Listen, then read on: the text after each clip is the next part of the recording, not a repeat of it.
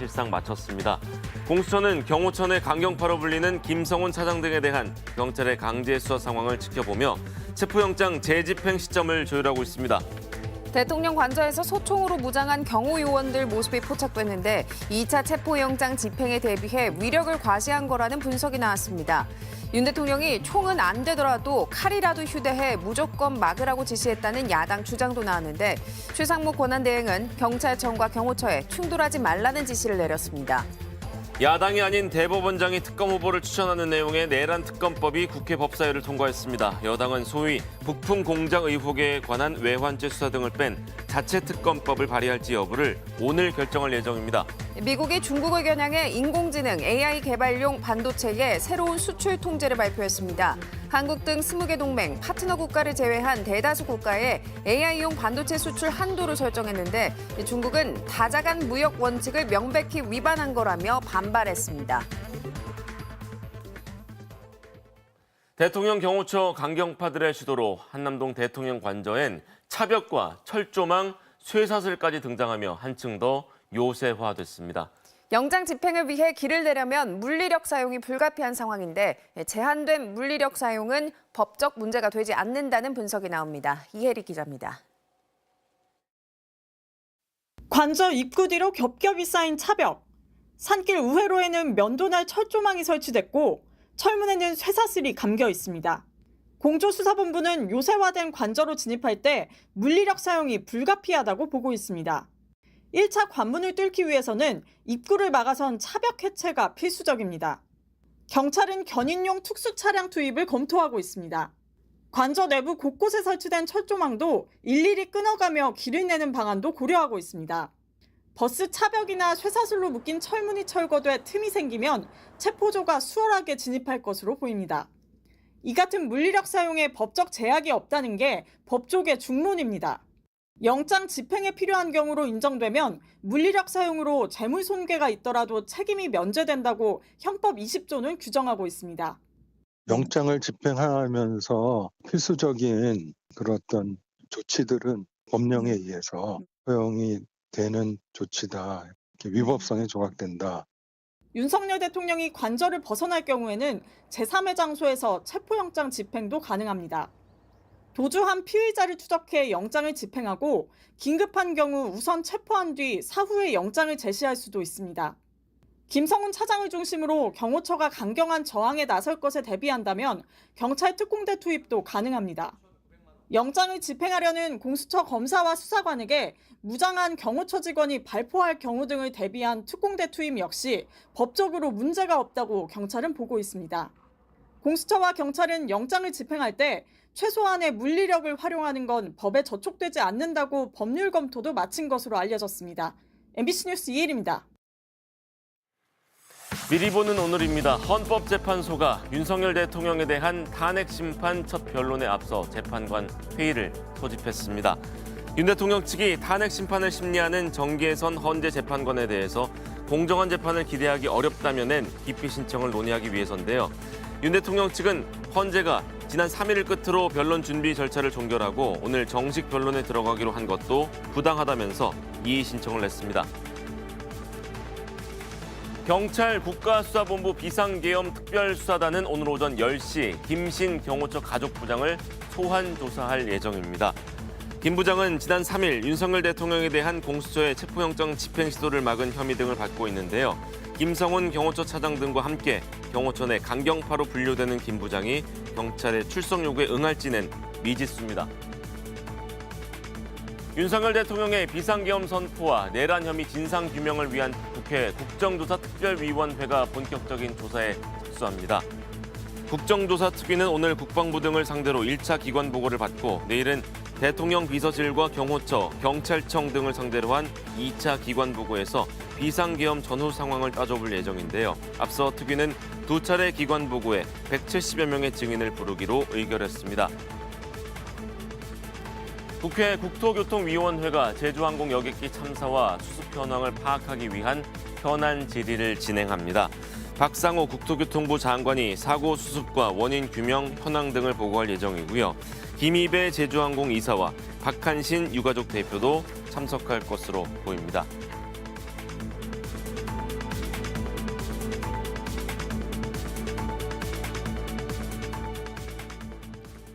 오늘 아침 신문 시작하겠습니다. 윤석열 대통령 탄핵 반대 집회 현장에서 중국을 향한 무분별한 적대감이 표출되고 있다는 기사 먼저 보겠습니다. 네, 세계일보입니다. 최근 한남동 인근 탄핵 반대 집회 현장에서는 성족이나 이스라엘 국기 등을 들고 반중 정서를 노골적으로 드러내는 참가자들이 자주 목격되는데요. SNS와 유튜브에선 중국인들의 탄핵 찬성 집회에 중국인들이 대거 참여했다는 주장이 무차별적으로 확산하고 있습니다. 중국인 관광객이 많이 찾는 서울 지하철 4호선 명동역 인근에서는 중국 공산당 규탄 집회가 열리기도 했는데요. 지난해 1월부터 11월까지 중국인 방한 관광객은 430만 명으로 전체 외래 관광객의 28.5%를 차지하는 만큼 관광업계에서는 반중 정서 확산이 중국인 관광객 감소로 이어질까 우려하고 있고요. 신문은 반중 정서를 일으켜 탄핵 반대 시위대를 결집하려는 행위는 외교적 차원에서 바람직하지 않다고 지적했습니다. 다음은 한국일보입니다. 또래 간 가벼운 갈등을 학교 폭력으로 신고하며 맞대응하는 일이 빈번해지면서 학폭 신고 제도의 원래 취지도 왜곡되고 있다는 우려가 나오고 있습니다. 지난 2023년 1월부터 지난해 10월 사이 학교 폭력 신고 가운데 명확한 정황이 없어 조치 없음 결정이 나온 건 2,600여 건이 넘고요. 중징계에 해당하는 출석 정지와 학급 교체, 전학과 퇴학 조치를 모두 합한 것보다 5배 더 많았습니다. 학폭에 대한 사회적 시선 변화와 관련 제도 강화가 영향을 준 것으로 보이는데요. 특히 학교생활기록부에 학폭 관련 중징계 기록을 보존하는 기간이 2년에서 4년으로 늘면서 학폭 가해자로 지목된 학생 측이 보복성으로 신고하는 일도 늘었다는 분석이 나옵니다. 이어서 매일경제입니다. 1인 가구와 맞벌이 가구를 중심으로 청소나 빨래, 가전제품 설치, 집수리 같은 간단한 집안일을 대신해주는 생활 서비스가 인기를 끌고 있다고 합니다. 국내 비대면 세탁 서비스 1위 업체의 경우 이용자 중 1인 가구 비중은 42%, 한 달 평균 3회 이상 서비스를 이용하는 1인 가구도 38.5%에 달하고요. 한 청소 대행 업체는 8평 이하 원룸을 2시간 동안 청소해주면서 가격을 39,000원으로 낮춘 서비스를 시작하면서 7개월 만에 이용자가 14만 명을 돌파했습니다. 이사 주기가 상대적으로 짧은 1인 가구를 대상으로 한 업체는 최근 수요가 늘면서 인력 확보에 나섰고요. 배달 음식물 용기 등을 내놓으면 수거해서 세척한 뒤 분리해 폐기하는 업체의 경우 30대 여성 1인 가구에서 재이용률이 증가하고 있습니다. 돈을 조금 더 내더라도 편의를 챙기고 시간도 아끼겠다는 MZ세대들의 소비 경향이 반영된 것으로 분석됩니다. 네, 다음은 지역신문 볼까요? 먼저 충청일보입니다. 최근 충청북도에서 화장장을 예약하지 못해 3일장이 아닌 4일장을 치르는 경우가 늘었습니다. 충북대병원 장례식장에 따르면 4일장 건수는 지난달 5건이었는데 이달 들어선 보름 만에 10건으로 늘었습니다. 청주의료원의 경우 화장장을 못 잡아서 3일장을 치른 뒤에 시신을 안치해뒀다가 다음 날 화장장으로 간 경우도 있었고요. 또 다른 장례식장도 이달 들어 빈소 6곳이 하루도 빠짐없이 운영되고 있는데요. 수도권에서 화장장을 잡지 못해 충북 지역으로 원정을 오는 경우가 많아진 영향도 있습니다. 일각에선 최근 독감 유행 등으로 폐렴 관련 사망자가 급증했기 때문이라는 분석도 나옵니다. 끝으로 제주일보입니다. 설 명절을 앞두고 국민 생선으로 불리는 고등어 몸값이 뛰고 있다는 기사입니다. 제주 지역에서 국산 염장 중품 고등어 2마리의 평균 소매 가격은 지난 10일 기준 6,660원이었는데요. 지난해보다 48%, 평년보다 67% 올랐습니다. 기후변화와 고수온 현상으로 우리나라에서 고등어가 주로 잡히는 제주 연근 바다에서 주요 어종 어획량이 급감했기 때문으로 분석되는데요. 실제로 지난 11월 기준 고등어 위판 실적은 77% 넘게 급감했고요. 그 자리를 노르웨이산 고등어가 채우고 있다고 신문은 전했습니다. 지금까지 오늘 아침 신문이었습니다. 인터넷과 SNS에서 화제가 된 소식들 알아보는 투데이 와글와글입니다. 겁없는 아이들이 글쎄 자동차 전용 도로에 자전거를 타고 나타났습니다. 그냥 자전거가 아니고 속도가 빠른 전동 자전거라 가능했던 건데요. 이들의 아찔한 주행 함께 보실까요? 지난주 부산의 한 도시 고속도로 저 앞에 오토바이 한 대가 달려가나 싶은데 가까이서 보니 오토바이가 아니고 전동 자전거고요. 운전자 뒤엔 동승자도 보이는데 안전모는 안 썼습니다. 차들이 빠른 속도로 달리는데 차선까지 바꿔가며 속도를 줄이지 않는데요. 여기 제한 속도 70km 자동차 전용 도로고요. 이륜차나 자전거 진입할 수 없는데 전혀 아랑곳하지 않습니다. 그런데 좀 이상한 점 눈치채셨나요? 어른이라고 보기엔 몸집이 크지 않죠. 국도를 빠져나가 신호 기다리는 모습을 보니 많아야 초등학생 고학년쯤 돼 보이는 나이였는데요.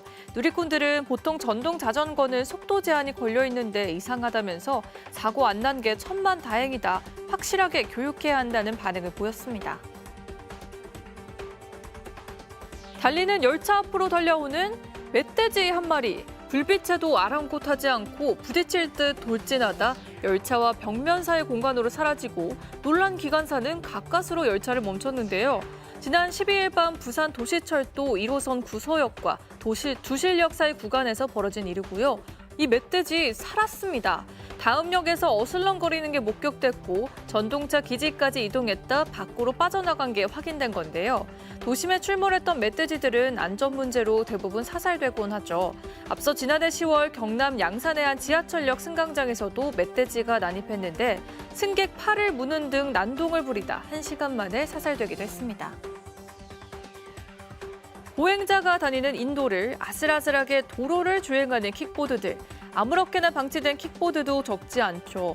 서울에서도 이 전동 킥보드 주행이 유독 많은 서울 홍대 입구역 인근 1.6km 구간과 반포 학원가 2.3km 거리가 킥보드 없는 거리로 지정됩니다. 사실상 킥보드 퇴출 조치인데 경찰 규제심의위를 통과했고요. 서울시가 함께 추진했던 서울 종로구 등 다른 지역들은 경찰 심의를 통과하지 못해 킥보드 퇴출이 보류됐습니다. 다음 달 계도 기간을 거치면서 단속과 처벌 수위도 정해질 텐데요.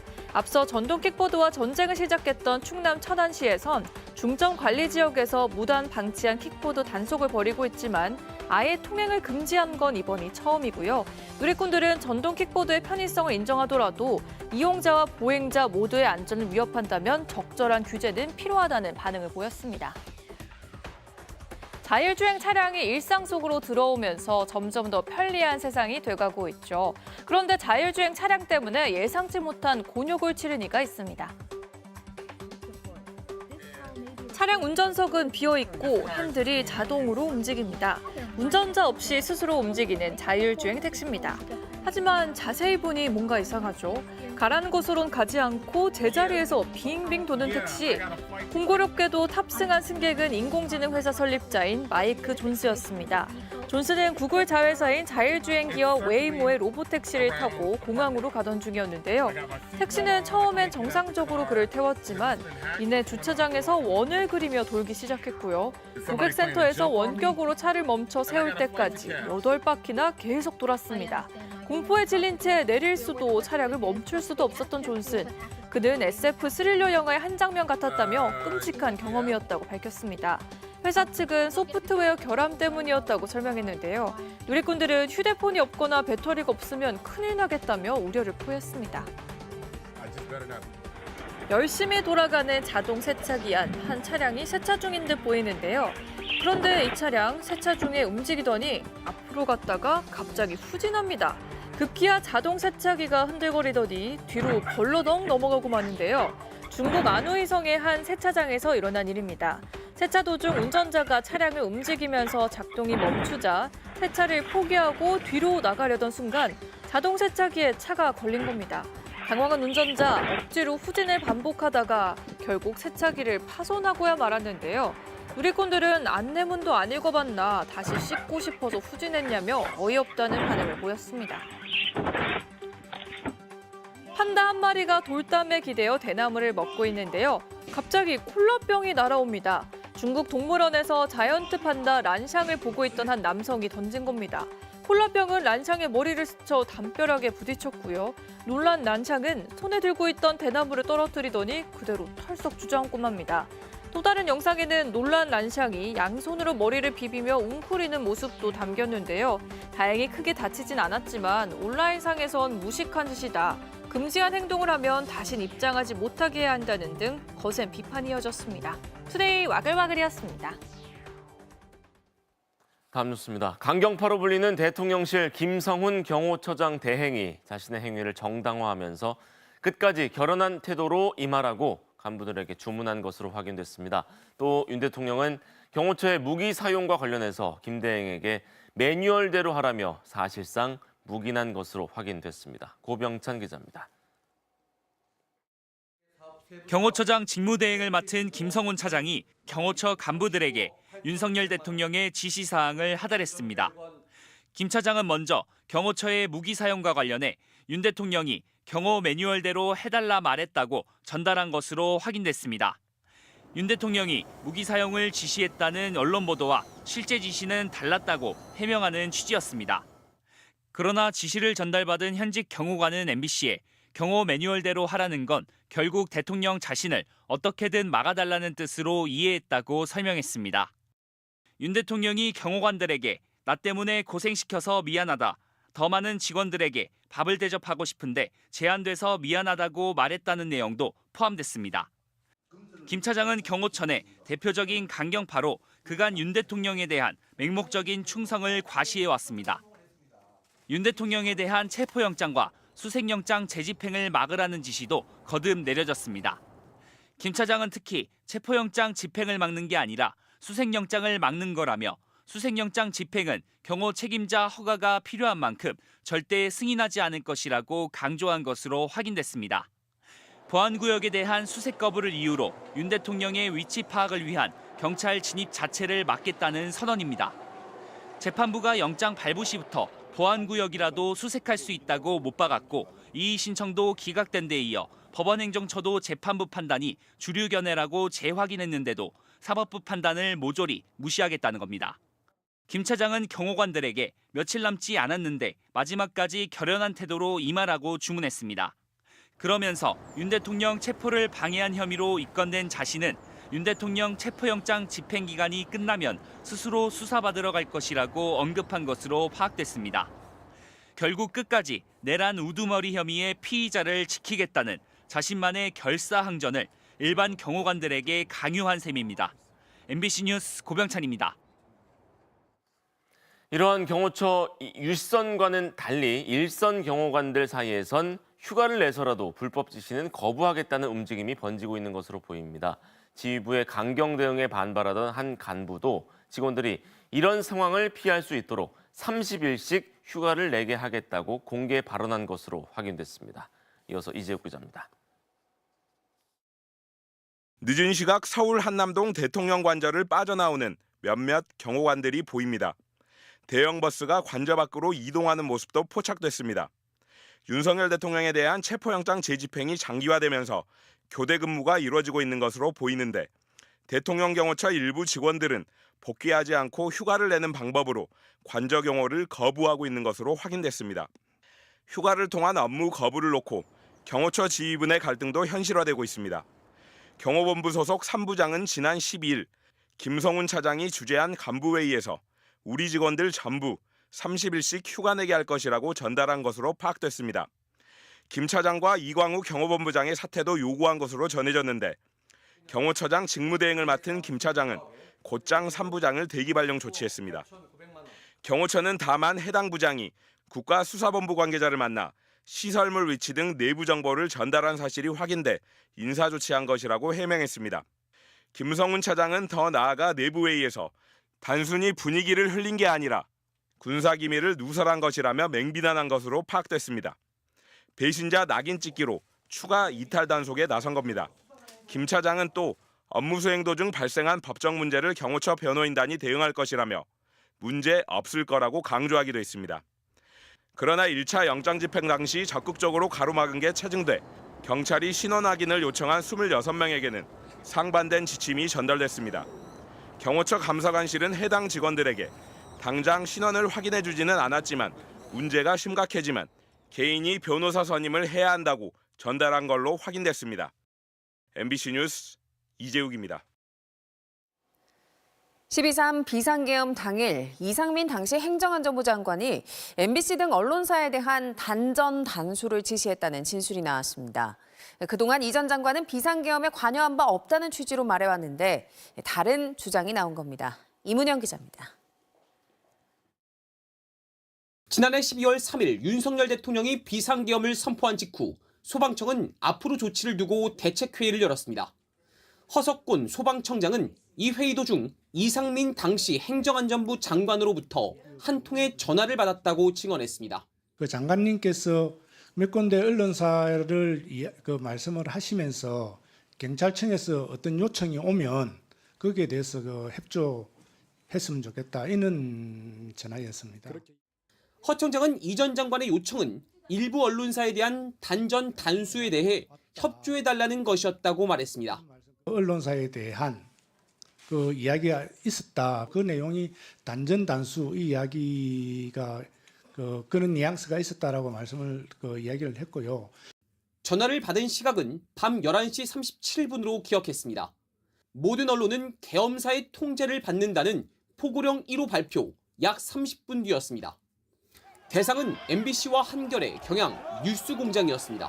이제 한겨레하고 아까 경향신문하고 MBC하고 뉴스공장. 앞서 이상민 전 행안부 장관은 비상계엄은 헌법에 규정된 권한이라고 윤석열 대통령을 옹호하면서 자신은 비상계엄에 관여하지 않았다는 취지의 주장을 했습니다. 주요 언론사 단전, 단수 조치가 논의된 것도 이상민 장관이 이를 전달한 것도 모두 허 청장 진술로 처음 알려졌습니다. 이 전 장관이 언론사 단전, 단수에 나섰는지 여부는 수사를 통해 밝혀질 것으로 보입니다. MBC 뉴스 이문현입니다. 제주항공 여객기 사고와 관련해 국토부가 전국 공항에 사고 위험이 높은 콘크리트 둔덕을 손보기로 했습니다. 또 사고기와 동일 기종에 대한 전수조사를 벌인 결과 절반 넘게가 블랙박스의 보조 전원 장치가 없는 것으로 확인됐습니다. 정혜인 기자입니다. 정부가 전국 13개 공항 활주로 근처에 항행 안전시설을 조사한 결과 7개 공항의 9개 시설에서 개선 조치가 필요한 것으로 나타났다고 밝혔습니다. 무안공항 외에 광주공항, 여수공항, 포항 경주공항에는 각 1개씩 콘크리트 둔덕 형태의 로컬라이저 구조물이 있었습니다. 김해공항과 사천공항에는 콘크리트 기초가 일부 땅 위로 튀어나왔고 제주공항에는 H형 철골 형태의 단단한 구조물이 있었습니다. 정부는 이들 시설에 대해 위치 조정 및 재설치 등을 검토하겠다고 밝혔습니다. 그동안 해당 구조물들이 적법하다고 주장해온 정부가 사실상 문제를 인정한 셈입니다. 규정 준수 여부를 떠나 안전을 보다 고려하는 방향으로 신속히 개선하겠습니다. 국내 6대 항공사가 운행하는 사고기 동일 기종에 대한 전수조사 결과도 나왔습니다. 총 101대 가운데 56대가 블랙박스에 보조 전원 장치를 장착하지 않은 것으로 드러났습니다. 이 장치는 항공기 전원의 동력이 끊길 때 블랙박스에 10분 내외의 동력을 제공하는 장치입니다. 해당 사고기는 해당이 안 됐고요. 이런 규정이 발효되기 이전에 들어왔던 구형 항공기라서. 사고조사위원회는 블랙박스에 충돌 전 마지막 4분간의 기록이 남지 않은 경위를 파악하고 다양한 자료를 살펴보면서 당시 상황을 재구성하는 데 총력을 기울이고 있습니다. 하지만 핵심 증거 기록이 사라진 만큼 원인 규명에는 상당한 시간이 걸릴 것으로 보입니다. MBC 뉴스 정희입니다. 국민 반찬인 김값이 한 장당 150원을 넘었습니다. 설 명절을 앞두고 다른 주요 수산물 값도 크게 오르면서 장바구니 물가가 출렁이고 있습니다. 장세기 기자입니다. 일반 김밥의 절반 크기인 꼬마 김밥. 양을 줄이는 대신 가격을 낮췄는데 그마저도 버겁습니다. 채소는 물론 김값까지 치솟았기 때문입니다. 두세 배 정도 가까이 된 것 같은데요. 김이 제일 많이 부담되고. 지난 1년 사이 김 소매 가격은 49%나 올랐습니다. 1년 전만 해도 한 장당 100원 남짓이었는데 이제 150원을 넘어섰습니다. 이거 9,000원 팔던 건데 지금 현재 15,000원 됐으니까 6,000원이 오른 거죠. 아우, 안 오른 게 있어야죠. 이러면 사가죠. 정부는 지난해 일본과 중국의 김 생산이 줄어든 데다 우리 김 수출이 늘어났기 때문이라고 밝혔습니다. 금년도 이제 생산물이 풀리기 시작하는 시점부터는 가격은 하향 안정화될 걸로. 주요 수산물 가격도 들썩이고 있습니다. 염장 고등어 한 손 가격이 6,200원대로 평년보다 60% 가까이 올랐고 냉동조기도 40% 가까이 올랐습니다. 사방 같은 것도 10,000원 정도 9,000원 걸 팔았는데 지금은 12,000원을 받아야 되니까 왜 가격이 이러냐고 그래서. 실제 지난달 수산물 물가는 전년 대비 3.1% 올랐는데 2.6%인 농산물보다 상승률이 높았습니다. 설 명절을 앞두고 부담이 커지고 있습니다. 채소와 과일, 수산물 물가까지 오르면서 올해 설 차례상 물가는 30에서 40만 원으로 역대 최고치를 기록할 것으로 보입니다. 정부는 설 성수품에 900억 원을 투입해 할인 지원에 나설 방침이지만 농수산물값 오름세가 금세 꺾이긴 쉽지 않아 보입니다. MBC 뉴스 장슬기입니다.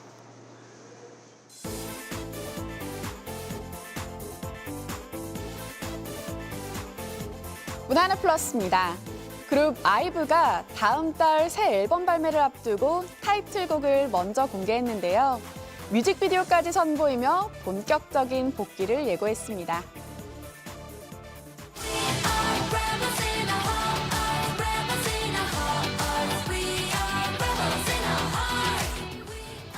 아이브의 새 앨범에 실릴 타이틀곡이 베일을 벗었습니다. 제목은 랩을 하트로 다양한 서사를 가진 반항아들의 연대를 가사로 표현했는데요. 감미로우면서도 풍성한 사운드에 멤버들의 다채로운 보컬이 어우러졌고요. 아이브 멤버 6명의 매력을 뽐내는 콘셉트 사진도 공개하는 등 새 앨범을 기다린 팬들의 기대감을 키웠습니다. 아이브의 새 앨범 아이브 엠파시는 다음 달 3일 발매됩니다. 가상화폐 사려고 집도 팔고 몸도 팔고 좋은 현상이네요. 그죠? 돈 버는 방식이 다양해진 거죠. 고 송재림 배우의 유작이 된 영화 폭락이 내일 극장에서 관객과 만납니다. 영화는 평범한 학생이 가상화폐를 개발한 청년 사업가가 된 후 괴물로 변해가는 과정을 그렸는데요. 극중 고 송재림은 가상화폐 개발자 양도현으로 변신했습니다. 폭락은 이른바 테라 루나 폭락 사태를 모티브로 한 작품으로 작품을 연출한 현혜리 감독은 실제로 자신 역시 루나 대폭락으로 손실을 본 경험이 있다고 밝혔습니다. 밴드 FT 아일랜드 멤버 최민환이 그룹 라붐 출신 유리와의 이혼 사유에 대해 여러 주장을 내놨는데요. 두 사람 간 폭로전이 격화하는 모습입니다. 최민환은 연예매체 디스패치와의 인터뷰에서 결혼 생활 5년 동안 유리가 여러 차례 가출했다고 주장했는데요. 짧게는 하루 이틀, 길게는 일주일에서 열흘 동안 집을 나갔다고도 말했습니다. 또 유리의 수면 습관을 두고도 부부가 갈등을 겪었다고 주장했는데요. 앞서 지난해 10월 유리는 최민환이 결혼 생활 중 시부모님 앞에서 자신을 성추행하고 유흥업소에 출입했다고 말했죠. 이후 최민환이 성추행 성매매 의혹으로 경찰에 입건되기도 했지만 증거 불충분으로 무혐의 처분을 받았습니다. 최민환과 유리는 지난 2018년 결혼해 슬하에 1남 2녀를 뒀는데요. 지난 2023년 12월 협의 이혼했습니다. 전부 사라질 것까지 크지 않아서 결국 그렇지 가슴에 다시 만나서 그룹 여자친구가 데뷔 10주년을 맞아 스페셜 앨범 시즌 오브 메모리즈를 발매했습니다. 앨범엔 지난 6일 먼저 공개한 타이틀곡 우리의 다정한 계절 소개를 포함해 멤버 유주 엄지가 곡 작업에 참여한 Always가 실렸는데요. 우리의 다정한 계절 속에는 여자친구의 지난 발자취를 돌아보는 노래로 아름다우면서도 서정적인 가사가 돋보인다는 평가를 받고 있습니다. 지난 2015년 데뷔한 그룹 여자친구는 오늘부터 우리는과 시간을 달려서 밤 등 여러 히트곡을 보유하고 있고요. 최근 4년 만에 재결합 소식을 알리며 데뷔 10주년 기념 앨범과 함께 콘서트 등 활발한 활동을 예고했습니다. 가수 윤상이 22년 만에 MBC 라디오 DJ로 복귀한 것에 대해 집에 온 느낌이라는 소감을 밝혔습니다. MBC 라디오 신규 DJ 기자간담회에서 윤상은 지난 1999년부터 2002년까지 음악 살롱을 진행하다가 결혼과 함께 미국으로 가게 되면서 방송을 떠나게 됐는데 같은 시간과 장소에서 DJ를 하게 되니 먼 길을 돌아온 느낌이라고 말했습니다. 또 자신에게 라디오는 음악 선생님이었다며 많은 장르의 음악을 접하고 공부한 경험을 청취자들과 나누고 싶다는 포부를 밝히기도 했는데요. 지난 2002년 MBC 라디오를 떠났던 윤상은 지난달부터 DJ 정지영의 뒤를 이어 오늘 아침 윤상입니다의 진행을 맡고 있습니다. 지금까지 문화하나 플러스였습니다. 출근길 출가반짝 주춤합니다. 현재 서울의 기온 1.7도 안팎으로 어제보다 5, 6도가량이 높고요. 영상권을 보이고 있습니다. 한낮에도 6도 안팎을 보이면서 예년보다 기온이 높을 텐데요. 오후부터는 다시 찬바람이 강해지겠습니다. 한편 강원 내륙 곳곳에는 대설주의보가 발효 중인데요. 이 시각 강원도 횡성에는 이렇게 굵은 눈발이 날리고 있습니다. 오전까지 경기 동부와 강원 내륙을 중심으로 1에서 5cm, 충청과 경북 북부에 1cm 안팎의 눈이 예상되고요. 수도권 지역에도 눈이 날리는 곳이 있겠습니다. 한편 미세먼지가 계속해서 머물고 있습니다. 이 시각 서울 노원구와 김천, 거창의 초미세먼지 농도 55, 무주와 홍천이 65마이크로그램 안팎으로 나쁨 단계 보이고 있습니다. 오전 중에 국외 미세먼지까지 더해지면서 전국적으로 공기가 탁해질 것으로 예상되는데요. 오후에 찬바람이 강해지면서 먼지가 차츰 밀려가겠습니다. 동해안 지역의 대기가 건조한 가운데 바람까지 강해서 화재 예방에 주의해 주셔야겠습니다. 지금까지 날씨였고요. 잠시 후에도 뉴스는 계속됩니다. 이가탄 먹어본 사람들은 말합니다. 성분의 차이가 효과의 차이를 만듭니다. 붓고 피나는 잇몸병엔 4가지 성분 이가탄. 잇몸이 달라집니다. 잇몸병엔 이가탄. 사랑하세요. 내 몸을. 아껴주세요. 내 몸을. 메디컬 파라오. 메디컬 파라오는 목, 허리, 추간판 탈출증 치료를 위해 견인하는 정형용 견인장치이자 요추와 골반 주변 근육을 정위치로 교정하는 정형용 교정장치입니다. 내 몸을 교정하는 의료기기. 메디컬 파라오. 지금 바디프렌드 라운지에서 만나보세요. 어떤 콘드로이틴 드세요? 손상된 관절은 회복이 어려우니까 의약품 원료에 약으로. 겔 타입으로 빠른 흡수. 콘드로이틴 앞으로 약으로. 덱스콘드로이틴 1200 오직 약국에만. 경찰이 수도권 광역수사단 인력 1000여 명을 오늘 국가수사본부에 파견하는 등 윤석열 대통령 체포를 위한 준비를 사실상 마쳤습니다. 공수처는 경호처 내 강경파로 불리는 김성훈 차장 등에 대한 경찰의 강제 수사 상황을 지켜보며 체포영장 재집행 시점을 조율하고 있습니다.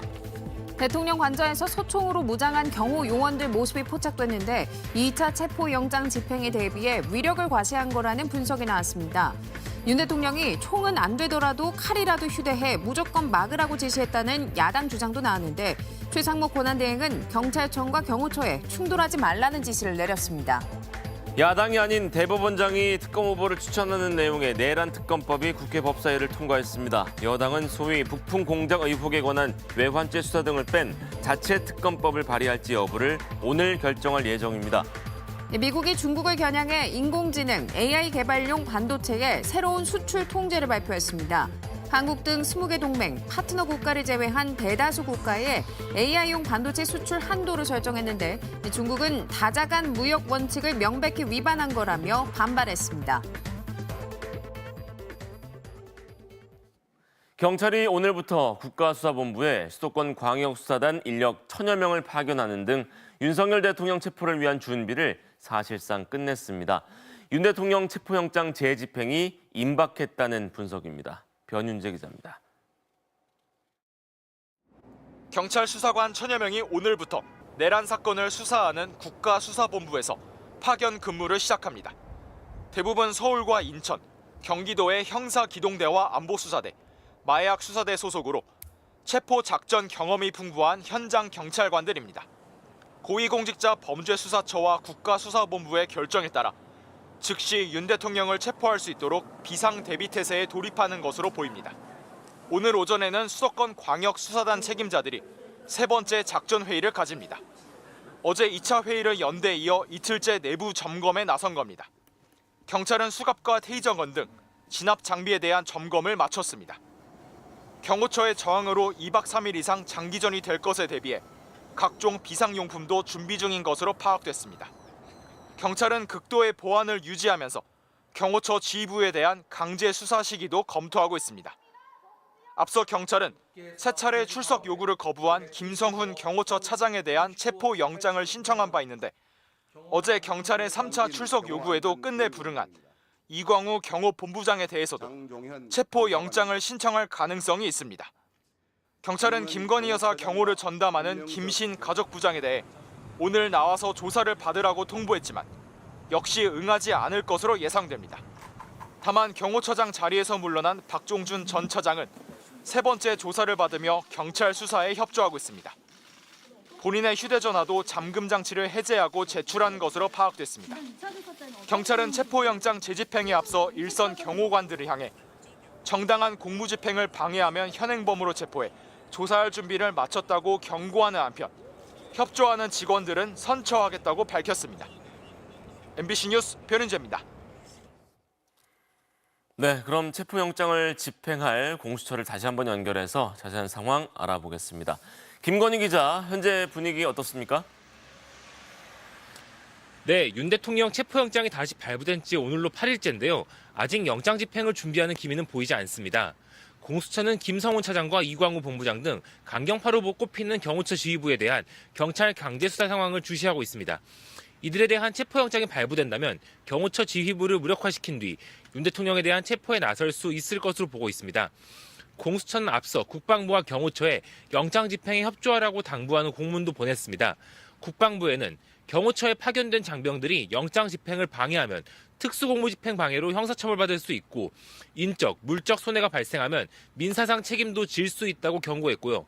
경호처에도 민사 형사상 처벌과 손해배상 책임은 물론 공무원 자격 상실이나 연금 수령 제한 등 불이익이 있을 것이라고 했습니다. 공수처는 해당 공문을 김성훈 차장을 제외한 경호처 부서장 6명에게 보냈습니다. 경호처의 단일 대우를 흐트러뜨리려는 시도로 해석됩니다. 공수처는 강원 양면 전략도 구사했는데요. 경호처 직원이 영장 집행을 막으라는 위법한 명령에 따르지 않을 경우 직무유기죄에 따른 피해는 없을 거라고 강조했습니다. 윤 대통령에 대한 체포영장 집행 시 관저에 투입될 경찰 인력 1000여 명도 배치가 끝난 상황이라 사실상 영장 집행 준비는 모두 끝났다고 보면 될 것 같습니다. 공수처와 경찰 수뇌부의 결단만 남은 상황입니다. 네, 체포영장 재집행 곧 이루어질 것으로 보이는데 윤 대통령 측 입장은 어떻습니까? 네, 윤 대통령 변호인단은 경찰이 법적 근거 없이 체포영장 집행에 나설 경우 형법상 불법 체포 감금죄, 직권남용에 해당한다며 적반하장식 주장을 펼쳤고요. 윤 대통령의 40년직이라는 석동현 변호사는 탄핵 심판 절차에 응할 수 있도록 영장 집행을 유보해달라고 호소했습니다. 윤석열 대통령 측은 또 탄핵 심판을 심리하는 정계선 헌법재판소 재판관에 대해 기피 신청을 하면 맞불을 놨는데요. 정 재판관의 배우자가 속한 공익인권법재단 이사장이 국회 측 대리인단 공동대표라는 이유를 들었습니다. 헌재는 오늘 오전 재판관 회의를 소집해 이를 논의하기로 했습니다. 오후에는 첫 정식 변론이 예정돼 있지만 윤 대통령은 불출석 의사를 밝혔습니다. 두 번째 기일부터는 불출석하더라도 그대로 진행되기 때문에 모레가 첫 정식 변론이 될 것으로 보입니다. 지금까지 공수처에서 전해드렸습니다. 이런 가운데 대통령 관저 경내에선 소총으로 무장하거나 소총용 배낭을 맨 듯한 경호팀 모습이 속속 포착됐습니다. 1차 체포영장 집행 때와는 달리 최근 들어서 바뀐 건데요. 외부의 위력을 과시하기 위한 것으로 보입니다. 이어서 구승훈 기자입니다. 서울 한남동 윤석열 대통령 관저. 검은 전술복을 착용하고 헬멧을 쓴 채 허리까지 내려오는 긴 배낭을 맨 남성들이 4명씩 조를 이뤄 경내를 순찰합니다. 테러 등 유사시에 대비해 대통령 근접 경호를 맡는 대통령 경호처 소속 공격 대응팀 CAT입니다.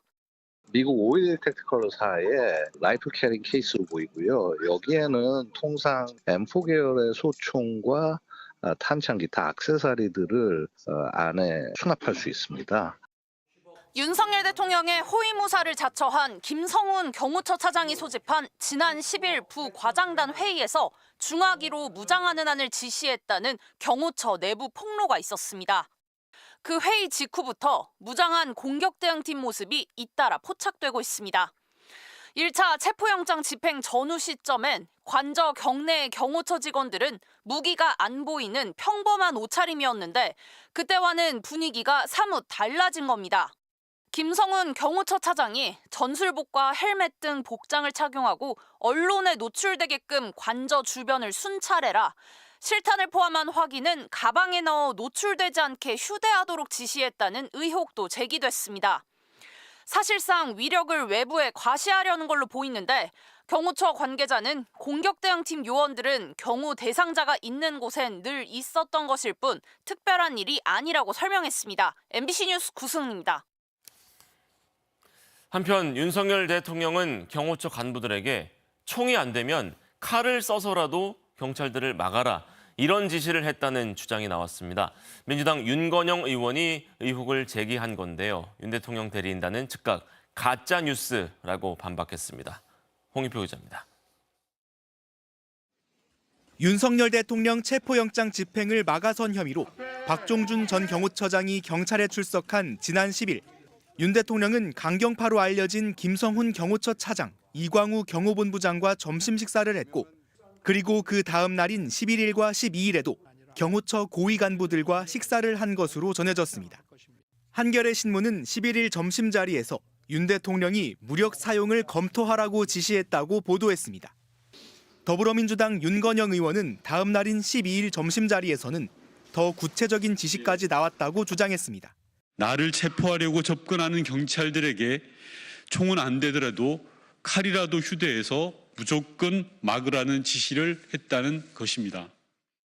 윤 의원 주장대로 점심 회동이 있었는지, 이 자리에서 윤 대통령의 무기 사용 지시가 있었는지에 대해 경호처는 공식 해명을 내놓지 않았습니다.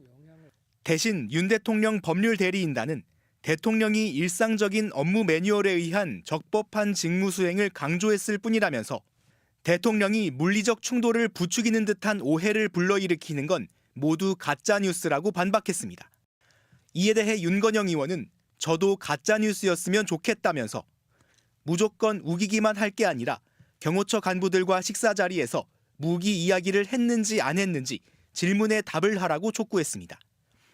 이런 가운데 관저에 칩거하면서 체포영장 집행을 거부하고 있는 윤석열 대통령은 돌연 SNS를 통해 미국 LA 산불 피해를 우려하며 정부 지원을 당부하는 메시지를 내놨습니다. MBC 뉴스 홍익표입니다. 이런 가운데 정진석 대통령 비서실장이 직무가 중지됐다 해도 여전히 국가 원수인 윤석열 대통령을 마치 남미의 마약 갱단 다루듯 몰아붙이고 있다고 반발했습니다. 정 비서실장은 오늘 오전 대국민 호소문을 통해 수사기관의 포갑으로 자연인 윤석열의 입을 틀어막아서는 안 된다며 자기 방어권을 보장해달라고 요구했습니다.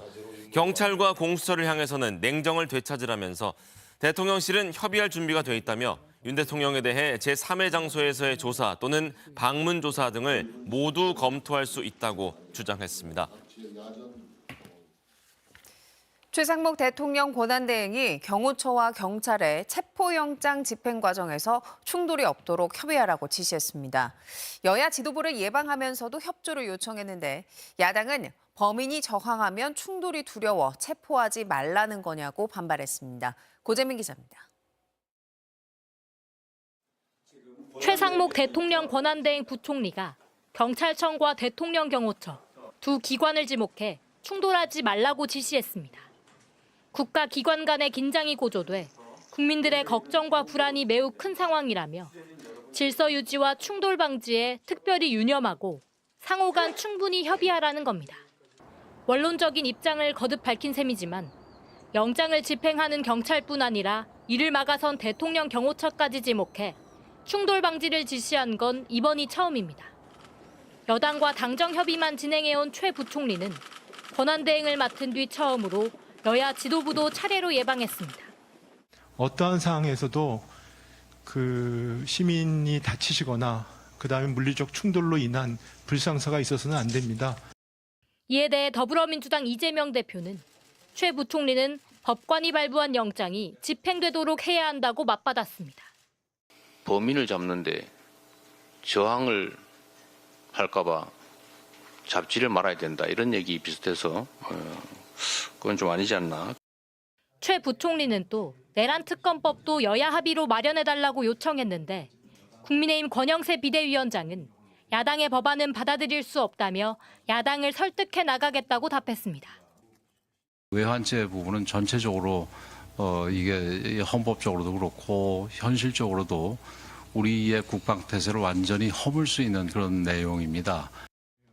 이 대표 역시 국민의힘을 뺀 6개 정당이 동의했는데 합의를 요청하는 건 월권이라며 새 내란 특검법이 국회를 통과하면 거부권을 행사하지 말라고 요구했습니다. MBC 뉴스 고재민입니다. 내란 특검법이 다시 국회 법사위를 통과해 본회의만을 남겨두게 됐습니다. 국민의힘은 수적 열세를 넘어서지 못했고 이 법안이 본회의를 통과하면 공은 다시 최상목 권한대행에 넘어가게 됩니다. 김진 기자입니다. 국회 본회의를 앞두고 마지막 관문인 법제사법위원회에 내란 특검법이 올라왔습니다. 야당이 아니라 제3자인 대법원장이 특검 후보를 추천하도록 고친 만큼 국민의힘도 추천권을 문제 삼진 않았습니다. 대신 여야는 수사 대상에 외환 행위를 추가한 걸 두고 마지막까지 충돌했습니다. 더불어민주당 등 야권은 윤석열 정부가 비상계엄 명분을 만들려고 북한과 충돌을 조장했는지 밝혀야 한다고 강조했습니다. 북한을 통해서 이렇게 외환 행위를 유치해서 이렇게 하는 것까지 계획이 돼 있었던 것이 드러나고 있고. 반면 국민의힘은 확성기 가동, 대북전단 살포 등 현 정부의 대북 정책 전반을 두고 북한과의 충돌을 조장한 것처럼 몰아간다고 반발했습니다. 안보 현실을 외면한 정치 공세라는 겁니다. 이게 수사 대상이 되면 북한만 좋아요. 확성기, 김정은이 제일 싫어하는 거고 대북전단, 김여정이가 보내지 말라고 하명했던 겁니다. 결국 수적 열세인 국민의힘 의원들은 집단 퇴장했고 법사위는 야당 의원들만으로 내란 특검법을 의결했습니다. 야권은 새 내란 특검법을 오는 16일 본회의에 올려 표결 처리한다는 방침입니다. 내란 특검법은 무난히 국회 문턱을 통과하겠지만 이후 공은 또다시 한 차례 거부권을 행사했던 최상목 대통령 권한대행에게 넘어가게 됩니다. MBC 뉴스 김지인입니다. 국민의힘이 자체 계엄 특검법을 발의할지 3시간가량 경론을 벌였지만 결론을 내리지 못하고 당 지도부가 오늘 최종 결정을 내리기로 했습니다. 권성동 원내대표는 어제 의원총회를 마친 뒤 의원들 간 의견이 갈렸다며 지도부가 결정 권한을 위임받아 입장을 발표하기로 했다고 밝혔습니다.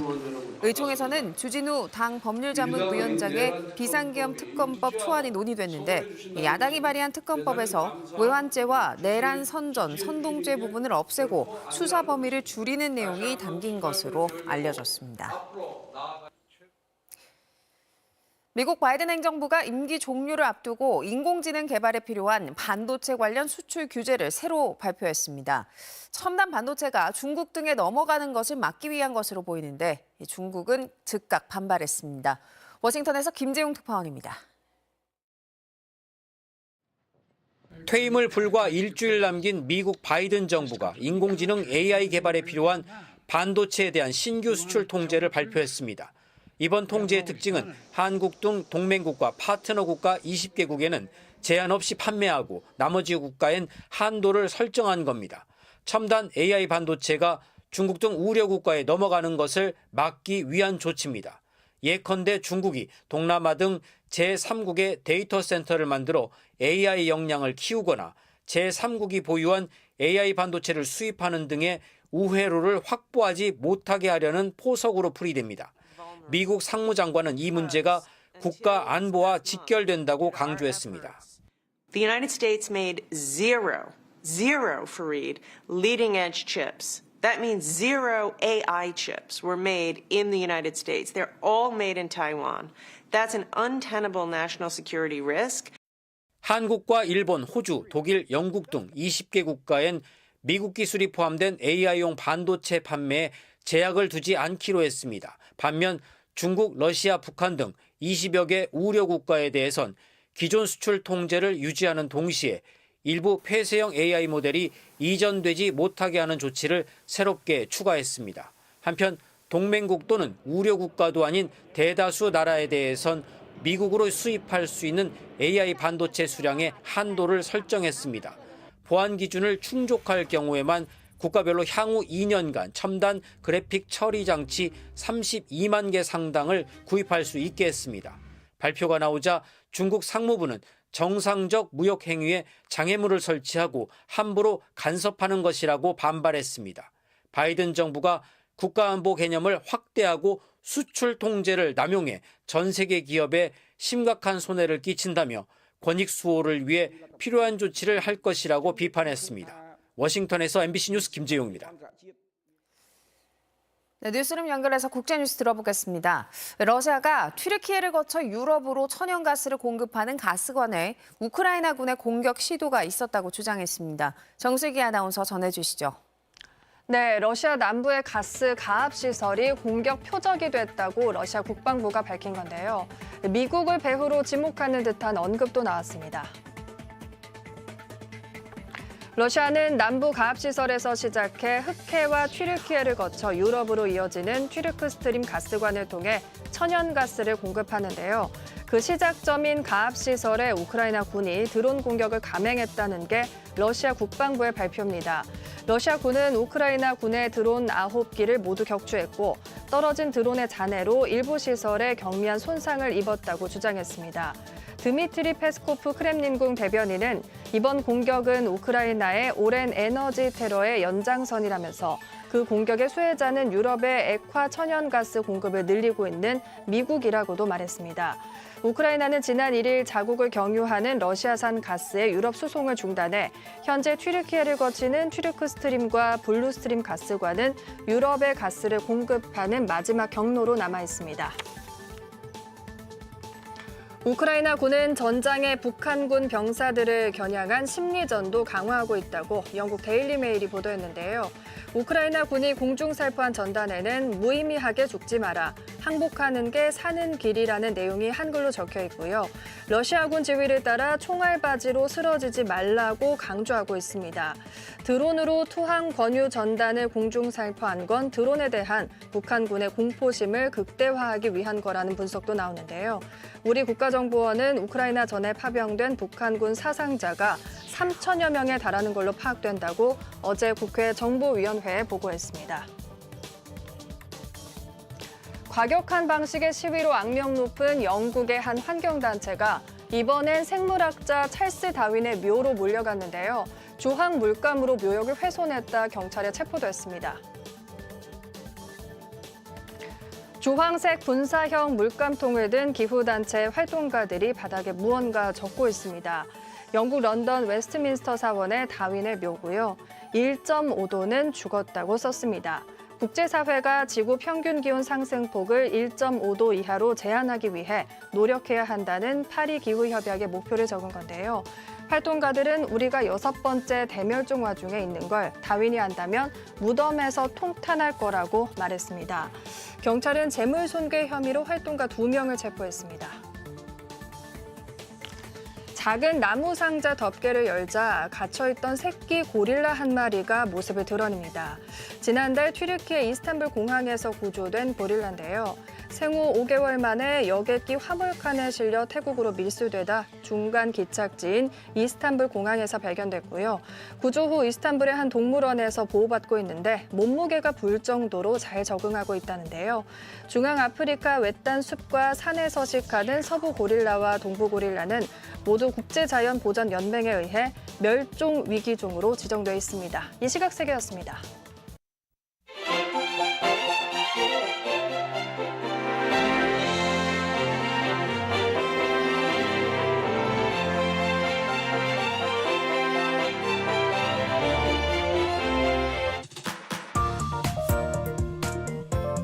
잠시 후 MBC 뉴스투데이 울산을 보내드립니다. 센스 있는 사람 다들 모이세요. 얼른요. 주위를 따뜻하게 만드는 배려심이 있다. 뭐야? 매력적이잖아. 나만큼 우리도 소중히 생각한다.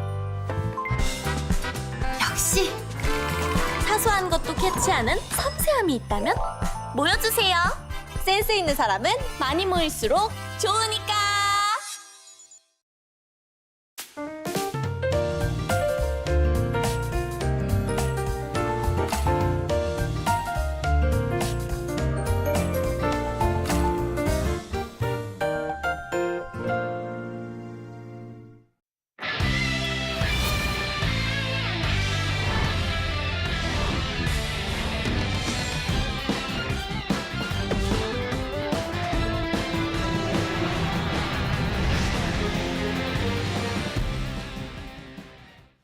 여러분 안녕하십니까? 화요일 아침 뉴스투데이 울산입니다. 먼저 오늘의 주요 뉴스입니다.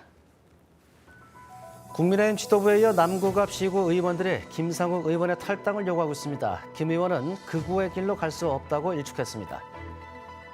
20대 중국인이 훔친 차를 타고 역주행으로 도심을 질주하다 다른 차량들을 잇따라 들이받았습니다. 날벼락 같은 사고로 12명이 다쳤습니다. 음주운전으로 면허가 취소된 현직 울산시 의원이 무면허 운전을 하다 적발됐습니다. 최근까지도 무면허 운전으로 출퇴근을 했습니다. 울주경찰서 소속 현직 경찰관 50대 경위가 음주운전을 하다 잠이 든 채 적발됐습니다. 혈중 알코올 농도 0.116%의 만취 상태였습니다. 지난주 국민의힘 지도부가 김상욱 의원에게 탈당을 요구하며 따돌림 논란까지 일면서 당내 분란이 가라앉지 않고 있습니다. 김상욱 의원 지역구 시구 의원들도 탈당 요구에 가세했는데 이에 대해 김상욱 의원은 납득할 수 없으며 또 극우의 길로 갈 수 없다고 일축했습니다. 조창래 기자가 보도합니다. 대통령 탄핵에 찬성하는 국민의힘 국회의원의 대표격이 된 김상욱 의원에 대한 당내 탈당 압박이 더 거세지고 있습니다. 지난주 권성동 원내대표가 탈당을 권유한 데 이어 이번엔 김 의원의 지역구인 울산 남구갑 시구의원들이 탈당 요구에 가세했습니다. 울산시의회 이장걸, 남구의회 이정훈, 이소영 의원이 공천권을 쥔 국회의원을 향해 이례적으로 탈당 요구 기자회견을 연 겁니다. 이들 의원들은 지역의 목소리를 외면하는 김 의원의 정치 행보에 시민들이 분노하고 있다며 더 이상 함께할 수 없다고 주장했습니다. 김상욱 의원은 더 이상 자기 합리화에 불과한 아전 인수식 개병과 독단적이며 기이한 정치 행보를 멈추고 조용히 떠나주길 간곡히 부탁합니다. 김상우 의원은 독립된 의원인 이들 시구의원들의 판단은 존중하지만 탈당 요구 이유는 납득할 수 없다며 반박했습니다. 자신은 헌정 질서와 자유민주주의를 수호하는 보수의 가치를 따르고 있으며 건강한 보수를 만들려는 노력조차 분열로 치부한다면 맹목적 충성과 단결만 요구하는 집단 광기에 불과하다며 탈당 요구도 일축했습니다. 보수와 극우는 어떻게 다른가? 우리는 어떻게 보수를 더 건강하게 할 것인가? 여기에 대한 논의가 더 중요한 것이고 이런 논의의 시작점이 되기를 희망합니다. 탄핵 전국 속에 소신 정치로 전국적인 관심은 받았지만 당 지도부의 압박에 상임위까지 옮긴 김상욱 의원. 동고동락해온 지역 시구 의원들마저 등을 돌렸지만 여전히 국민의힘이 극우로 가서는 안 된다며 소신을 굽히지 않고 있습니다.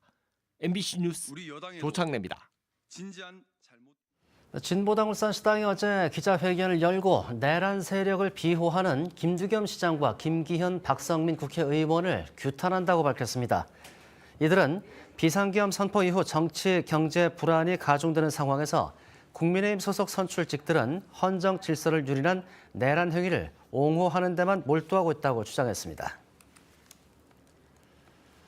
차량을 훔쳐 타고 달아났던 20대 중국인이 도심 한복판을 질주하다 다른 차량들을 잇따라 들이받았습니다. 이 훔친 차량에는 차 주인의 부인이 타고 있는 상태였는데 출근 시간에 벌어진 날벼락 같은 사고로 12명이 다쳤습니다. 이다은 기자가 보도합니다. 신호 대기 차량들 앞으로 흰색 SUV가 무섭게 달려오더니 그대로 들이받습니다.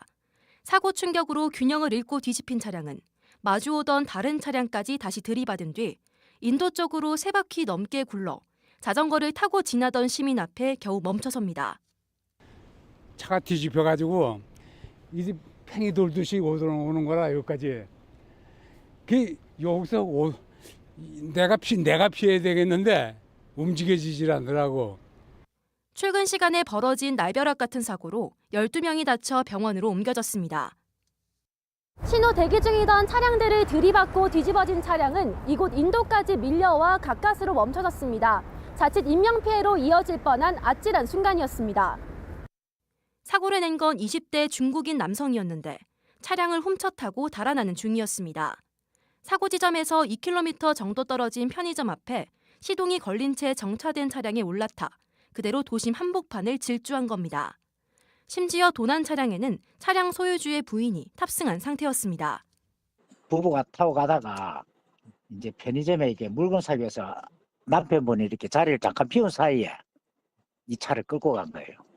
그러니까 끌고 가다가 사고가 나가지고. 사고를 낸 남성은 마약이나 음주 상태는 아니었으며 경찰 조사에서 ADHD 치료를 받고 있다고 진술했습니다. 경찰은 이 중국인이 불법 체류 상태는 아니었다며 절도 등의 혐의로 입건해 범행 동기 등 정확한 사고 경위를 조사할 예정입니다. MBC 뉴스 이다은입니다.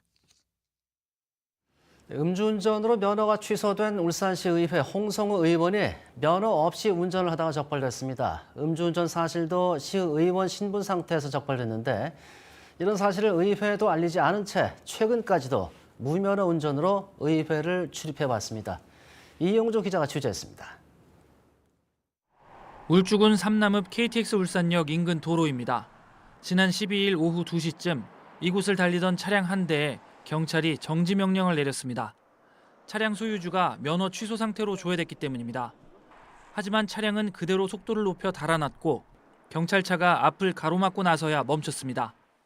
경찰은 당시 해당 차량이 순찰차 앞에서 유난히 천천히 움직이는 것을 수상하게 여겨 차적 조회 시스템을 조회해 본 것으로 알려졌습니다. 차량을 몰던 운전자는 울산시 의회 홍성우 의원, 언양, 삼남, 상북, 두동, 두서, 삼동을 아우르는 울주군 제2선거구 소속으로 국민의힘 울산시의회 원내대표로 활동하고 있습니다. 홍 의원은 시의원 취임 3달 뒤인 지난 2022년 10월 음주운전에 적발돼 면허가 취소됐습니다. 하지만 의회에 알리지 않아 동료 의원이나 의회 사무처 직원도 면허 취소 사실을 몰랐습니다.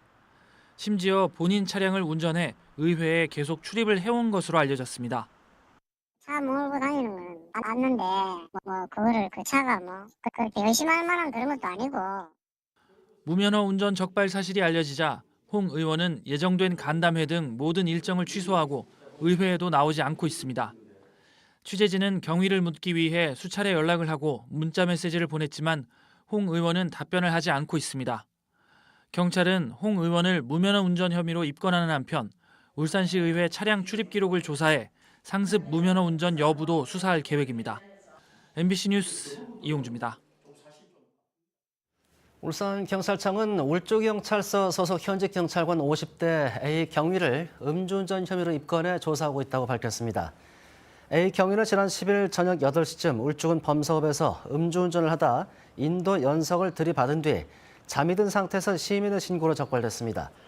적발 당시 혈중 알코올 농도는 면허 취소 수준을 훌쩍 넘는 0.116%로 경찰은 조사를 마치는 대로 징계할 방침입니다.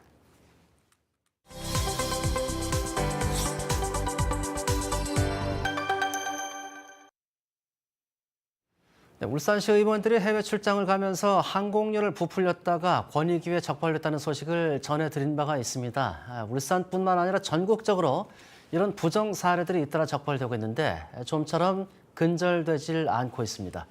변예주 기자가 취재했습니다.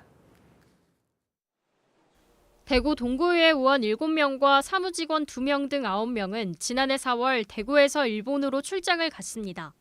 왕복 항공권으로 1인당 95만 원을 지출했다고 했습니다. 동구의회는 항공권 발권을 대구의 한 여행사에 맡겼습니다. 확인하고 지출을 하죠. 근데 거기에 이미 이제 수정된 금액으로 돼 있었던 거죠. 하지만 국민권익위원회로부터 드러난 실제 항공권 금액은 1인당 33만 원가량입니다. 취재진은 해당 여행사 관계자에게 3배 가까이 부풀려진 이유를 물어봤지만 답을 들을 수는 없었습니다. 거기에 대해서 할 말 없는데요. 네, 대답하기 싫습니다. 해외 선진 문화를 제대로 배우고 활용하기 위해서는 정부기관을 직접 섭외하는 등 전체 일정을 자체적으로 꼼꼼하게 잡는 게 좋습니다. 하지만 대부분의 의회는 여행사나 전문 업체에 맡길 뿐입니다. 기관 섭외도 그렇고 가서 이제 언어라든지 그런 문제점이 많아서 해외 출장 항공료는 전문 업체가 보내준 서류를 토대로 지출합니다. 공무원 여비 규정에는 항공운임 영수증과 항공권 사본, 전자항공권 등을 확인해야 한다고 적혀 있습니다. 하지만 지방의회에서는 무용지물인 경우가 많습니다. 담당자가 뭐 하는 거지 그거 자체를 심의위원회에서 이 티켓 다 갖고 와라 해가지고 그거를 뭐 감사하듯이 그렇게 보진 않거든요. 해외 연수를 심사하는 제도 역시 문제입니다. 심사위원 가운데 3분의 2 이상은 시민단체나 언론 등 민간위원이어야 합니다. 다시 말해 3분의 1은 이해 당사자인 의원들이 위원으로 회의에 참석은 할 수 있다는 겁니다. 지방의회 해외 출장 관련 규정을 강화하고 제대로 감시해야 한다고 언론이나 시민단체가 줄기차게 요구하고 있지만 제도 개선은 이뤄지지 않고 있습니다. 올해도 대구 지방의회 10곳은 7억 6천여만 원을 국외 출장 여비 예산으로 편성했습니다. MBC 뉴스 변예주입니다. 정부 정책을 믿고 농지와 시설을 마련했다가 낭패를 본 청년 농부들이 속출하고 있습니다. 문제의 정책은 오는 2027년까지 농업 혁신을 선도할 청년농 3만 명을 육성하겠다는 윤석열 정부의 후계농 사업입니다. 이준석 기자가 보도합니다. 한우 농가에서 자라고 동물 자원학을 전공한 27살 최식희 씨. 한우 농사를 시작하기 위해 영농 자금을 저리에 대출한다는 농림부의 청년 창업형 후계농에 신청했고 지난해 6월 선정됐습니다. 최 씨는 땅을 사고 축사도 완공했습니다.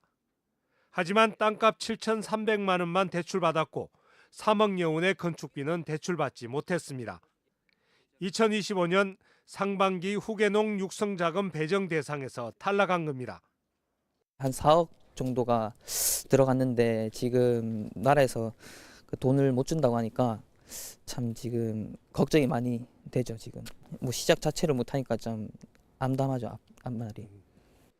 정부 정책을 믿고 축사까지 지었는데 감당하지 못할 빚만 떠안은 셈입니다. 청년 농부를 꿈꾸고 왔는데 막상 하니까 청년 빚쟁이가 돼서 속상합니다. 농림부가 예산 부족을 이유로 선착순이던 후계농 대출 방식을 지난해 말 갑자기 심사 후 배정으로 바꾸면서 최 씨 같은 피해 사례가 잇따르고 있습니다. 2025년 상반기 후계농 육성자금 배정을 신청한 경남의 후계농은 430명인데 선정된 청년은 110명에 불과합니다. 전국적으로는 신청자 3,800여 명 가운데 980여 명만 선정됐습니다. 저희가 뭐 어떻게 조정하거나 하진 않았습니다. 예산 범위에 따라서 자를 수밖에 없는 거고. 농림부는 별다른 대책을 내놓지 않고 있습니다.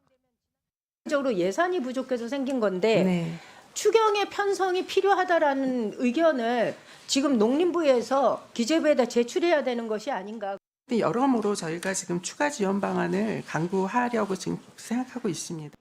후계농들의 불만이 터져나오고 있지만 농림부 담당 부서는 민원인뿐 아니라 지자체 공무원의 전화조차 받지 않고 있습니다. 빨리 이 대책을 내야 되는데 솔직히 통화도 안 되거든요. 연락이 돼야 뭐 대책을 뭐 어떻게 할 건데. 예산 부족으로 청년 농부의 피해가 속출하는 가운데 올해 후계농 대출 예산은 6천억 원으로 지난해보다 2천억 원이 줄었습니다. 그런데도 농림부는 청년 창업과 성장 지원을 확대한다며 올해 5천 명의 후계농을 더 뽑기로 했습니다. MBC 뉴스 이준석입니다. 다음은 희망 2025 나눔 캠페인에 참여해 주신 분들입니다.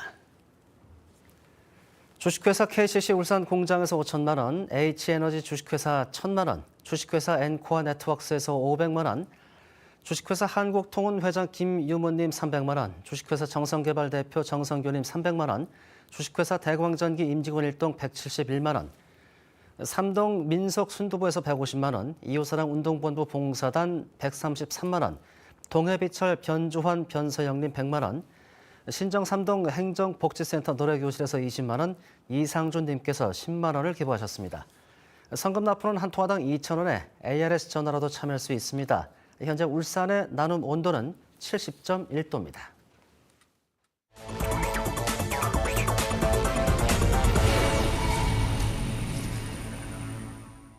울산시가 올해 경제산업 분야에 지난해보다 436억 원이 증가한 2,123억 원의 예산을 편성하고 성장 기반 강화에 나섭니다. 실국별 업무 보고를 실시하고 있는 울산시는 경제산업 분야 19개 핵심 사업에 대규모 예산을 투입해 위기를 기회로 만들겠다고 밝혔습니다. 또 친기업 투자 유치 정책에도 1,507억 원을 투입해 지역 기업의 성장과 민생 경제 회복을 이끌어 나가겠다고 설명했습니다. 문수 축구 경기장 관람석을 빨간색으로 교체하는 울산시의 계획에 반발하는 축구 팬들이 울산시청에 근조 화환 10여 개를 보냈습니다. 울산 HDFC 팬들은 구단의 상징인 파란색이 아닌 라이벌 팀의 색깔이자 또 특정 정당 상징색인 빨간색 관람석을 받아들일 수 없다며 계획 철회를 요구하고 있습니다. 울산시는 문숙 경기장은 울산 HDFC의 전용 구장이 아니어서 팬들의 요청을 무조건 받아들일 수는 없다며 계획대로 3월 말까지 교체 공사를 마무리하겠다는 입장입니다. 울주군이 청년 구직 활동을 돕기 위해 1인당 최대 20만 원의 면접비를 지원합니다. 지원 대상은 울주군에 주민등록 주소를 둔 18세에서 39세 사이 청년으로 공식적으로 채용 공고된 취업 면접에 응시한 경우에 신청이 가능합니다. 면접비는 합격 여부와 상관없이 회당 5만 원, 최대 4회까지 연간 20만 원 한도로 지원됩니다. 북구가 지역 내 기후 대응 도시 숲을 잇따라 조성하고 있습니다. 북구는 동해남부선 폐선 부지의 기후 대응 도시 숲 송정 구간 조성 사업을 완료하면서 6.2km에 달하는 울산숲 조성을 마무리했다고 밝혔습니다. 또 산림청의 기후 대응 도시숲 공모사업에 선정돼 12억 원을 확보하고 송정 택지지구 완충 녹지에 수국 테마 거리도 조성할 계획입니다. 울산교육청이 설을 앞두고 관급공사 현장에 대한 하도급 대금과 임금 체불 여부를 집중 점검합니다. 교육청은 오는 24일까지 발주에 5억 원 이상의 공사장과 1억 원 이상의 용역 등 51건에 대한 공사비, 장비 임대료, 또 임금 지급 여부를 확인하고 체불 시 신속히 지급하기로 했습니다. 또 교육청 홈페이지에 온라인 신고센터를 운영하며 전화나 서면으로도 체불 신고를 받을 방법입니다.